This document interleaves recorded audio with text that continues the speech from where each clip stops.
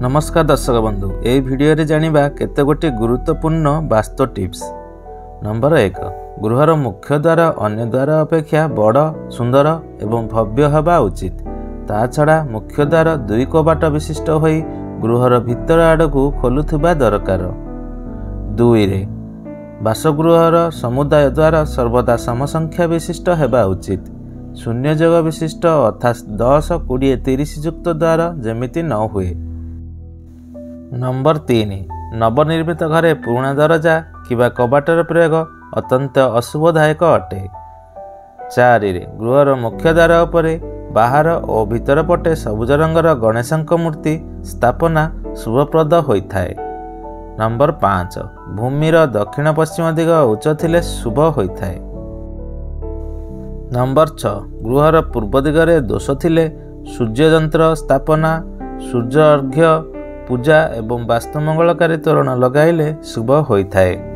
Number 7 गृहर पश्चिम दिगरे दोष थिले वरुण यंत्र स्थापना शनिवार व्रत एवं अस्वस्थ वृक्ष पूजा द्वारा शुभ फल मिले।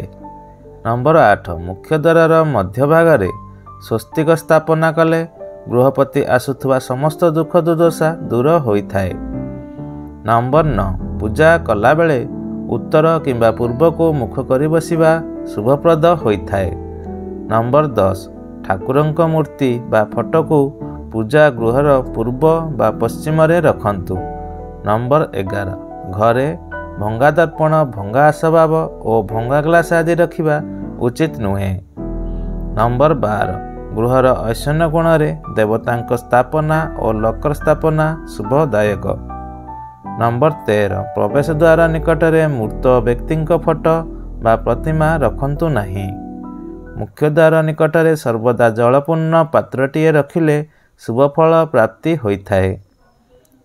नंबर 14 मुख्यतः अग्निकोण रे रोषेई घर स्थापना सह पूर्व को मुख करी खाद्य प्रस्तुत करिबा एवं अग्निकोण रे खाद्य द्रव्य साइते रखिबा उचित।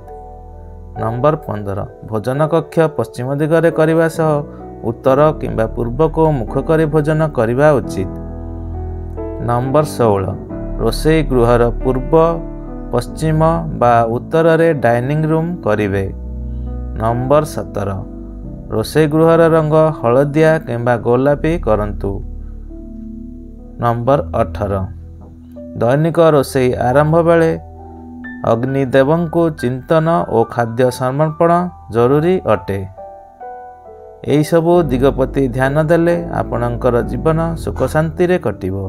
दर्शक बंधु एपरि आगको अनेक गुड़िए वीडियो देखिया पई एई चैनल को सब्सक्राइब करि नथिले चैनल को सब्सक्राइब करंतु।